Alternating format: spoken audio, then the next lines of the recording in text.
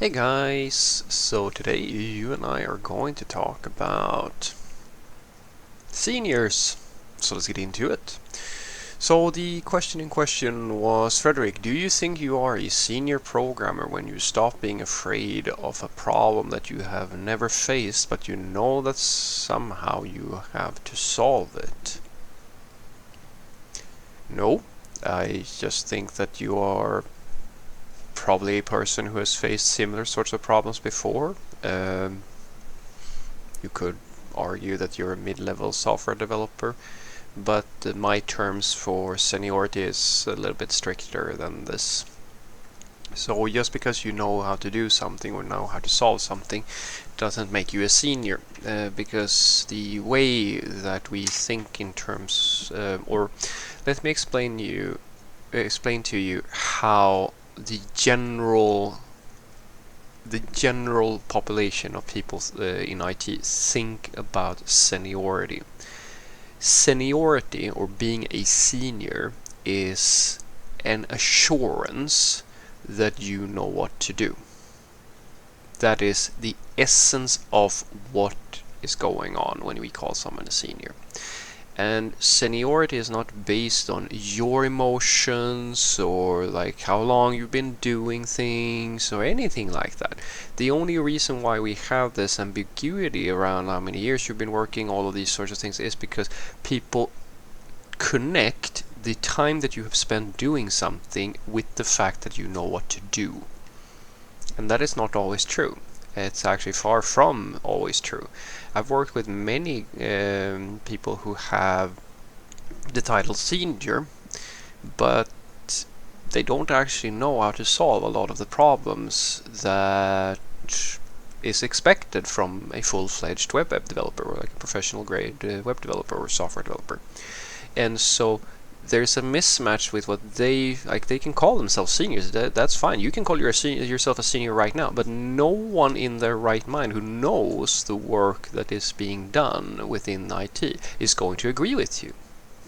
It's, as I've said a few times before, it's like a person who writes a grocery list or who does some journaling, calling themselves an author or something like that. Technically you are, but the authors of the world, like the ones that actually have established themselves as professionals, they're not most likely going to agree with you, because you're doing things at different levels. And so the time I suggest to you when it's okay for you, quote unquote, like you have my blessing, quote unquote, to call yourself a senior of any type, is when you have reached a point where within the domain that you are supposed to be a senior, to be it front end, back end, full stack, ops, it doesn't really matter what it is, right? When you know all the things that are necessary to ship working professional grade software that is making money for some company out there, like it actually is being used in a professional environment, then you are a senior, when you know all of the things that are necessary.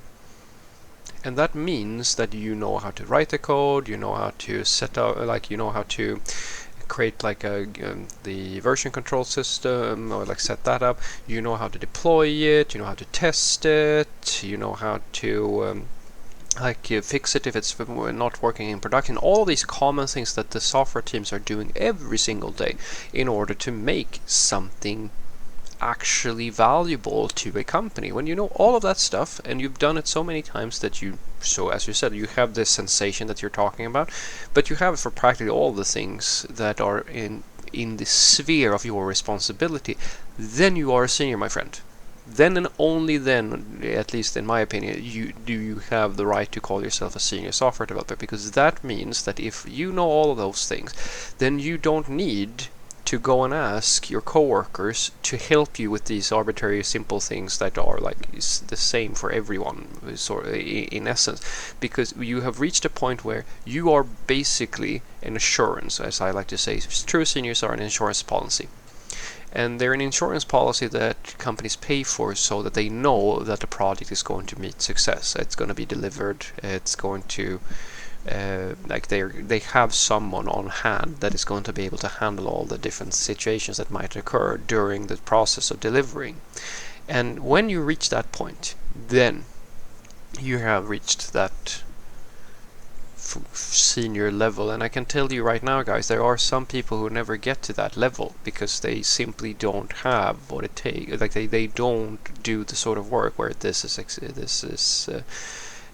happening. An example, I'll give you a very harsh and concrete example, which is the most likely scenario for you to never become a senior is if, for example, you work as a freelancer, or if you work in a very niched type of company or something like that, where you don't actually get to do what is considered within the sphere of responsibility of most people who have your role within the industry. And the reason being that, as just an example, you cannot swing that you are a senior level software developer in a corporate environment, if we're going to talk at like the higher levels. If, for example, you've never worked with a CI pipeline or like a CD pipeline or anything like that, because it's standard practice for literally every single one of the bigger companies, or like where we're doing like the more large scale systems development.